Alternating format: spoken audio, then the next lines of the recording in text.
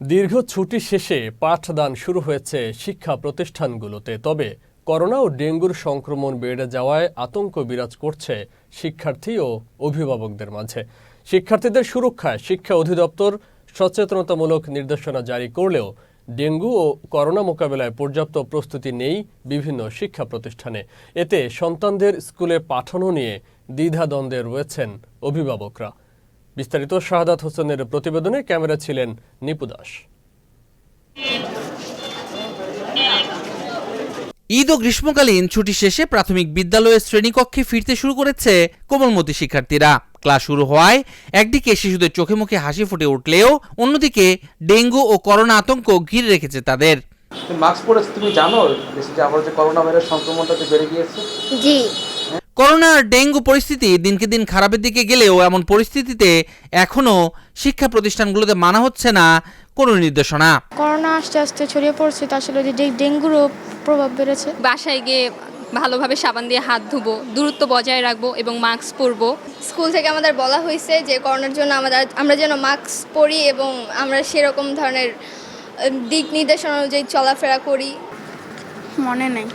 এমন অবস্থায় সন্তানদের স্কুলে পাঠিয়ে অনেকটা আতঙ্কে থাকতে হচ্ছে অভিভাবকদের। তারা বলছেন স্কুলে পাঠানোর পুরোটা সময়ই দুশ্চিন্তায় থাকতে হয় তাদের। এটা তো আমরা সবসময় একটা টেনশন আমাদের ভিতরে একটা কাজ করে যে আমরা বাচ্চা যেমন সকালে দিয়ে যায় বা স্কুলটা পরিষ্কার আছে কিনা বা ডেঙ্গুর যে মশার যে এটা ওরা ঠিক মতো ওষুধ দিচ্ছে কিনা বা আছে কিনা এটা একটা আমাদের সবসময় থাকে। অবশ্যই ভয় তো আছেই যে আমার বাচ্চা যে কোনো সময় হয়তো বা এই সমস্যায় পড়তে পারে, এই সংশয়টা সবসময় কাজ করছে। বাচ্চাদের বিষয়ে আমরা মারা একটু বেশি উদ্বিগ্ন থাকি। আসলে একটু ভয় আছে যে কখন কি হয়ে যায়, এরা আমাদের সবারই একটু ভয় আছে শরীরে, যে বাচ্চাদের নিয়ে তো একটু ভয় বেশি। শিক্ষকরা বলছেন করোনা ও ডেঙ্গু নিয়ে কোমলমতি শিক্ষার্থীদের মাঝে সচেতনতা বাড়াতে কাজ শুরু করেছেন তারা। সারা পৃথিবীতে যে করোনা ভাইরাসের কোভিড-19 যে প্রভাব বিস্তার করে এই লক্ষ্যে আমরা মাস্ক পরার জন্য নির্দেশনা দিয়েছি। সব টিচাররাই বলতেছে, শুধু যে আমরা হেডমাস্টার বা যারা প্রধান আছি তারা বলছি তা না, আমরা মোটামুটি সব বাচ্চাদের এটা বোঝানোর চেষ্টা করতেছি। এটা থেকে বাঁচতে হলে তো আমাদের সচেতনই হতে হবে। অনেকে পড়ে না, পড়তেছে না, আমরা টিচাররাও অনেকে এটা ফলো করতেছি না। এখন ডেঙ্গু, করোনা, তারপর হচ্ছে ইনফ্লুয়েঞ্জা, এই ভাইরাসগুলো যেহেতু ছড়িয়ে যাচ্ছে, এই কারণে আমাদের স্কুল খোলার দিনই আমাদের প্রধান শিক্ষক স্যার বলে দিয়েছেন যে ওরা যেন এই স্বাস্থ্যবিধি মেনে স্কুলে আসে।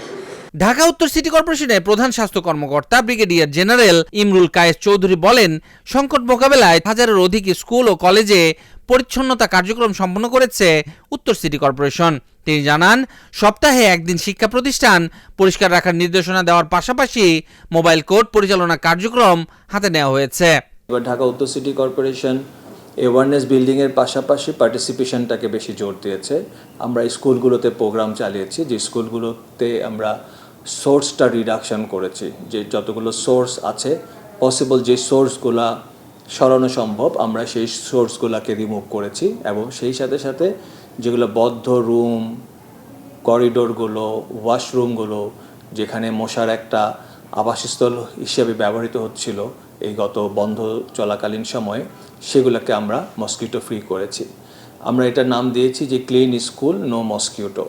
আমাদের টার্গেট ছিল 6 দিনের মধ্যে প্রায় 1244টা স্কুল, যেটা উত্তর সিটি কর্পোরেশনের অন্তর্গত, সেই স্কুলগুলোকে আমরা ক্লিন করার। উত্তর সিটি কর্পোরেশনের 10টা জোনে 10 জন আঞ্চলিক নির্বাহী কর্মকর্তা আছেন যাদের ম্যাজিস্ট্রেসি পাওয়ার আছে। আমরা একটা শিডিউল করে দিয়েছি, সপ্তাহে একদিন ওনারা এই মোবাইল কোর্টটা পরিচালনা করবে। গেল 15 জুন ডেঙ্গু ও করোনা সংক্রমণ প্রতিরোধে শিক্ষা অধিদপ্তর সচেতনতামূলক 5 দফা নির্দেশনা জারি করে, যেখানে শিক্ষার্থীদের মাস্ক পরা এবং নিয়মিত হাত ধোয়ার মতো বিষয়গুলো নিশ্চিত করার কথা বলা হয়েছে। Channel S news desk.